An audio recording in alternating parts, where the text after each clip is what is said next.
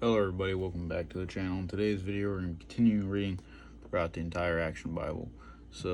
And this one's going to be called A Miracle for a Rash. This is based on 2 Kings chapter 5. So, it says, in the neighboring land of Aram, the best general in the army is a man named Naaman, who has won many battles for his king, but one day he comes down with a disease that will change his life forever. What is that on your arm, Naaman? Did you hurt yourself? I don't think so. It's a rash. Oh no, it's leprosy. Leprosy is one of the main diseases that we hear about in the Bible. It's obviously a very horrible skin disease. It's incurable. It cannot be cured. Oftentimes they would send people out. All the people with leprosy, they would make like large pillars and they would put them out there outside the city walls so they can scratch their skin off of and basically be out there because it's contagious and nobody else wanted it, and they would basically carry food and leave it for places for them and things that far as that nature. They were almost kind of like animals at that point. So it's a very horrible disease and it will kill you. So he comes down with it. What will I do? This disease will slowly kill me. My family, my career, all gone. I mean, it takes you away from your family and everything. It's horrible. But God has set the stage to show his power once again. Naaman's household has several Israelite slaves. He has always treated them well, and one servant girl wishes to help her master in return. There's no cure. And then she speaks, there is a prophet in Israel who can do miraculous things. If my master would go to him, he would surely be cured. Although normally Naaman would never seek help from foreigners, he feels like he has no choice.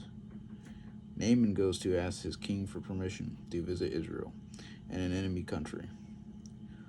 I'm afraid it is a fool's errand, Naaman, but if there's any chance of a cure, I want you to find it. I will give you a letter to take to the king of Israel. Naaman sends a letter to the king Joram in Samaria, the capital of Israel. The letter does not mention Elijah by name, so the king doesn't understand it. What's this? The king of Aram is asking me to cure his general of leprosy? Aram has been fighting with Israel on and off for several years, including the battle that killed Joram's father, King Ahab. Joram suspects this is an excuse for Aram to wage war against Israel again. So he says, Am I a God that can cure an incurable disease? Is the king of Aram trying to pick a fight with me if I don't do this impossible request? So he misunderstands the letter and almost takes it as like a threat. When Elijah hears of King Joram's distress, he sends a servant to the king. Don't panic, Elijah says, that if you send Naaman to him, the general will learn the power of God in Israel. In the meantime, Naaman's leprosy has grown worse. He loses no time in going to Elijah's house, but the prophet is not there to meet him. Greetings, General Naaman. Elijah says that if you will wash 7 times in the Jordan River, you will be cured. So he's not there to even greet him. He tells him to wash in this dirty river. It kind of angers him a little bit. What? Elijah won't even meet me? I've already humbled myself to come to this backwater town, and now he instructs me to wash in a backwater river. We have better rivers in Damascus. I could have washed in any of those. I've had enough of humiliation if you're going to make a fool of me. Then I'm leaving. And his servant says, My lord, think about it. If Elijah had asked you to do something hard, you would do it. You would have done it eagerly. Why not do this easy thing? Don't let your pride stand in the way of a possible cure. The general takes his servant's advice and goes to the Jordan River, but he is still grumpy about it. I don't see how this muddy water will cure leprosy. In grudging obedience, Naaman dips himself 7 times in the Jordan River. Naaman, look, your skin is as clear as mine.